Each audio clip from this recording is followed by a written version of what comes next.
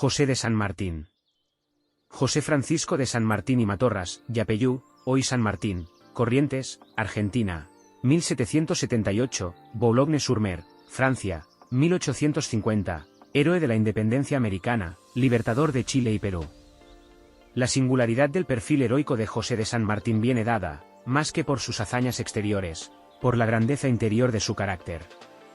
Pocos hombres públicos pueden exhibir una trayectoria tan limpia en la historia de América. Habiendo alcanzado la máxima gloria militar en las batallas más decisivas, renunció luego con obstinada coherencia a asumir el poder político, conformándose con ganar para los pueblos hispanoamericanos la anhelada libertad por la que luchaban. Sus campañas militares cambiaron el signo de la historia americana durante el proceso de descolonización, acaecido a principios del siglo XIX. A su lucidez estratégica se deben los planteamientos militares que llevarían a la independencia de Chile y de Perú, centro neurálgico del poderío español cuya caída conduciría a la de todo el continente, si luego dejó en manos menos nobles las extenuantes guerras civiles y partidistas que acabaron por malbaratar los más bellos sueños de los patriotas, fue por esa misma pureza y rectitud de principios. Achacoso, postergado y ciego, San Martín moriría decentemente en su cama, en un remoto rincón de Francia, cargado de honores y exonerado de toda responsabilidad sobre el destino tortuoso de aquellas amadas tierras, cuya independencia había ganado con el valor de su sable. Hijo de Juan de San Martín, teniente gobernador de Corrientes, y de Gregoria Matorras, el pequeño José Francisco se crió en el seno de una familia española que no tardó en preferir volver a su país a quedarse en aquellos turbulentos estados coloniales. En 1784 pasó con su familia a España. En 1787 ingresó en el Seminario de Nobles de Madrid, donde aprendió retórica, matemáticas, geografía, ciencias naturales, francés, latín, dibujo y música.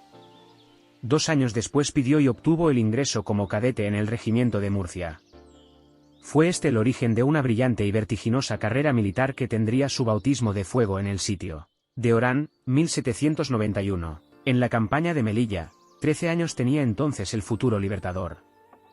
Más tarde intervino en las guerras del Rosellón, 1793, y de las Naranjas, 1801, mereciendo sucesivos ascensos por su actuación.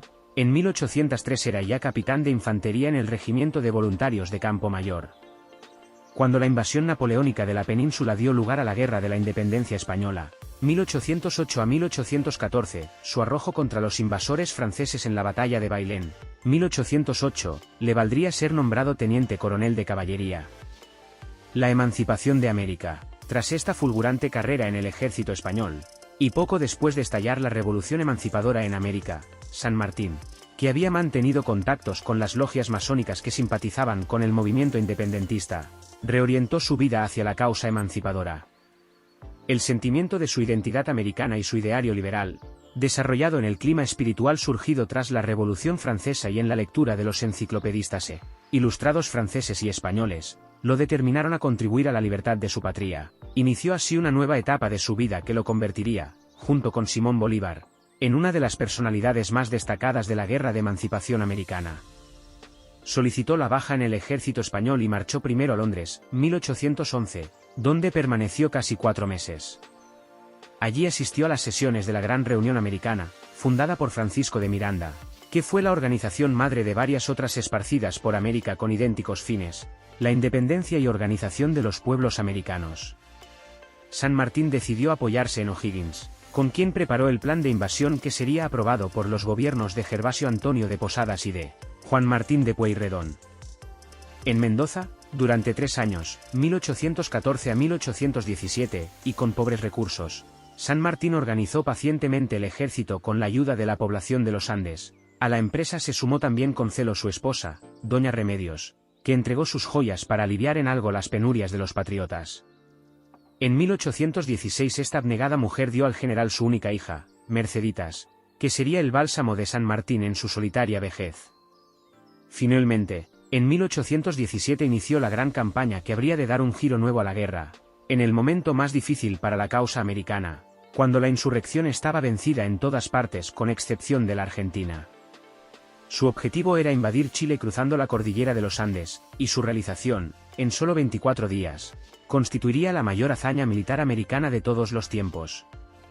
superadas las cumbres andinas. El 12 de febrero de 1817 derrotó al ejército realista al mando del general Marcó del Ponte en la cuesta de Chacabuco, y el 14 entró en Santiago de Chile. La Asamblea Constituida proclamó la independencia del país y le nombró director supremo, cargo que declinó en favor de O'Higgins.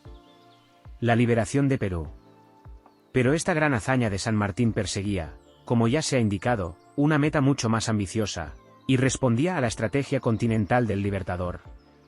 Desde esa perspectiva más amplia, la conquista de Chile era solo un paso necesario. San Martín comprendió que para sacudir el yugo español del continente era preciso conseguir el dominio naval del Pacífico y la ocupación del virreinato del Perú, verdadero centro del poder realista. El mismo virrey peruano Pezuela consideró con lucidez la situación creada tras el cruce de los Andes y la batalla de Chacabuco, señalando que esta campaña trastornó enteramente el estado de las cosas, dio a los disidentes puestos cómodos para dominar el Pacífico y cambió el teatro de la guerra para dominar el poder español en sus fundamentos. A partir de este momento, los esfuerzos de San Martín se centraron en la organización de la gran escuadra que había de transportar a las tropas libertadoras a Perú. Viajó a Buenos Aires a fin de solicitar lo necesario para la campaña. Sin embargo, lo que recibió fue la oferta de intervenir directamente en las disputas internas del país, cosa que rechazó. A su regreso a Chile, las fuerzas patriotas fueron derrotadas en cancha rayada por el ejército realista de Mariano Osorio.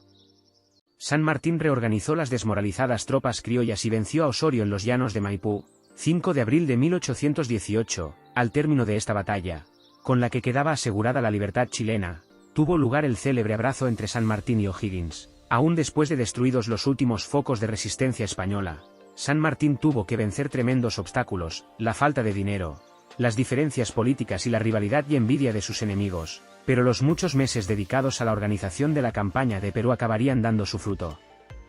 Finalizados los preparativos, la escuadra zarpó de Valparaíso, Chile, el 20 de agosto de 1820, transportando un ejército de 4.500 hombres, y desembarcó en la playa de Paracas, cerca de Pisco, Perú, el 8 de septiembre. San Martín intentó una negociación con el virrey Pezuela, y luego con su sucesor, José de la Serna, con el que se entrevistó el 2 de junio de 1821. El Libertador expuso allí su oferta de un arreglo pacífico, que incluía la independencia de Perú y la implantación de un régimen monárquico con un rey español, ofreciendo a la Serna la regencia interina. Fracasadas las negociaciones, San Martín ocupó Lima y proclamó solemnemente la independencia, 28 de julio, pese a que el ejército realista aún controlaba gran parte del territorio virreinal.